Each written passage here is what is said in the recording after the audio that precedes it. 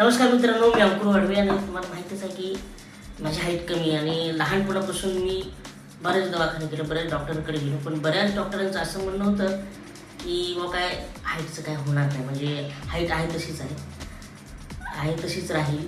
आणि मग मी बांद्रा वेस्टला डॉक्टर प्रनिल मोरे डॉक्टरांकडे आलो, जे फ्युजन ॲस्थेटिक क्लिनिक आहे त्यांचं. तर त्यांच्याकडे आलो तर त्यांनी सांगितलं की हां होईल, कन्फर्म होईल. नाही नाही, हाईटचं नाही, केसांचं होईल, म्हणजे हे जे गॅप पडले आहेत ना, तर त्यांचं काहीतरी होईल.